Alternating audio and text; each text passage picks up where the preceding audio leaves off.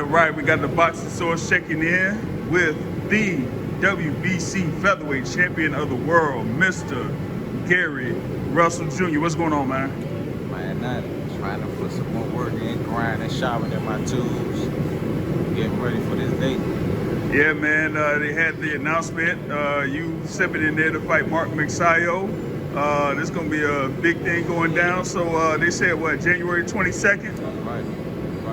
Yeah. Did they get the location down yet? Yeah, they talking Atlantic City. Okay.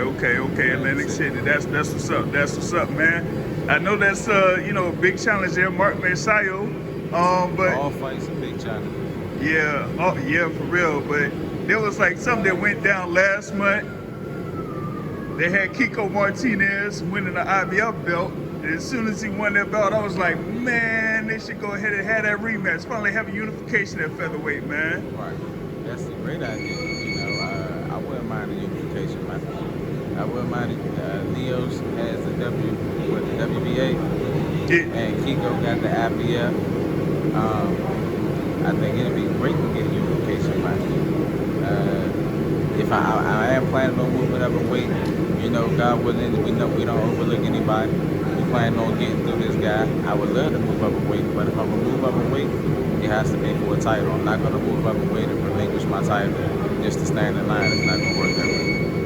Yeah, and the thing about it is like you got, of course, this match coming up, Mark Magsayo. I did talk with his guy Sean Gibbons, a couple weeks ago in reference to this fight, but man, I'm not sure if he's definitely ready for the step up because, they kind of like put him in there with guys that don't necessarily have the speed or the, the technician ability that you have. To be honest with you, I personally don't even care. Line their ass up. We took go dust their ass up. I ain't really tripping off it. Yeah, for reals. Now, you also had, your brother Antonio a couple weeks ago over in Las Vegas, score a big win there, man, and you were there in this corner, man. So, how was it there with this experience that he had? It was good, man. It was a good experience. I'm glad that he got in there with a tough opponent, somebody that was tough. He got good rounds in.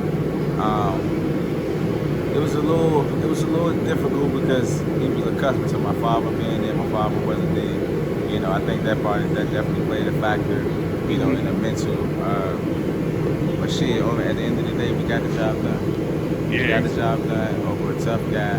He's one step closer to getting at a title shot. Yeah, he's definitely contending there in the bantamweight division. This is definitely a deep division, but he's there, near the top there. So we definitely, look forward to him getting the title shot there real soon. But going back to you there in the featherweight division, man, this, like you said, you got this thing coming up, Mark Magsayo, and like you said, want to try to handle business either still at 126 or even at 130, where there's like a lot of business at 130 as well. Oh, it's definitely a lot of business at 130, But like I said, we gotta handle what's in front of us. We can't put the bucket before the horse. We're gonna handle what's in front of us first. And once this is said and done, everybody that got something to say, let's make sure shake. That's all. Yeah, exactly. That's all. Exactly. And they were like, Magsayo there, man. Of course, some people have seen like he was around there, training around certain fighters, but usually like size don't matter if you don't know how to use it. And I think like people are kind of like overlooking that here with this matchup with you, man. It depends. Like you say, styles make fights. It's boxing. Anything can happen in boxing. We prepare ourselves to the best of our ability, no matter what the situation is, no matter how heavy or light the opposition is supposed to be. It's my objective to prepare myself to the best of my ability. That's all I'm focused on. He gotta have his shit in order when he step in there. I'm pretty sure he know that. Yeah, no doubt. Now, we kind of like seeing that action, like I said, in the bantamweight division and in the featherweight division, but also you had action in lightweight with a couple of guys that, you kind of were involved with a little bit. Of course, Tank, we had his little performance, whatever, with Isak Cruz. Had Lomachenko, of course, last Saturday. And Devin Haney, who claimed that he wanted to fight you, but we all knew that wasn't really the case, man. But What do you think about like some of these guys here in the lightweight division right now?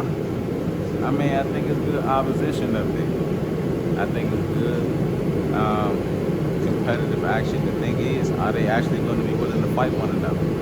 It seems like all of these guys is trying to stay away from all the names that you just named.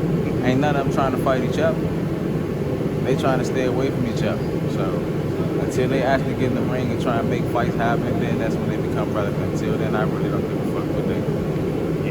Yeah, I feel you, man. Now, going back into that featherweight division, like I said, it makes no sense that none of those guys wanted to go ahead and unify. WBO, you had Shakur Stevenson and Emmanuel Navarrete, and they still wouldn't unify. IBF had Josh Warrington wouldn't unify. WBA, Leo Santa Cruz, and all them. I'm gonna pause you on that just for a second. I gotta give credit when credit is due. They did attempt to try to give me Josh Warrington at the last minute for a little bit of money. They did attempt to give me that. So I will give them that. So I want to keep it 100 with everybody. I ain't on no bullshit or no fluff. Yeah, that's what's up, man. But yeah, Josh Warrington thing, man. But I would have cooked this boot stuff. Yeah, man. I mean, you see what happened with him and Mauricio Lara twice, because he got touched up in the first fight, and then in the second fight, if it wasn't for like the cut, then man, they would have just said it would have been all Mauricio Lara again. So we said, you know what, I'm gonna go ahead and just give up that belt. But now we see that the belt has switched hands again. So that's why I kind of like saying, yo, if we could have had that rematch, man, we probably have unification. You know what I'm saying? And finally, some at least. I know that at least they on this side of the fence. Leo is what's the guy? The IBF champion, Kiko Martinez. Now the other guy, he's with Bob and them, I believe. Oh yeah, Navarrete. Yeah, he's okay, with Bob. Yeah. And that might be a little more, difficult to get. But the other two, we can definitely get those two unifications in. You know what I'm saying? We can make that happen. Yeah. I wouldn't mind it at all. Yeah, exactly, man. It's just a matter of getting them in the ring and facing you, man. Cause I don't understand it, man. It's almost like sometimes they, see what's there in front of them, but they don't want to take that challenge of fighting Gary Russell Jr., man. It is what it is, man. All I can do is stay focused. I'm like this tunnel vision. I'm focused no matter what the bullshit comes my way. Obstacles gonna come in life no matter what happens.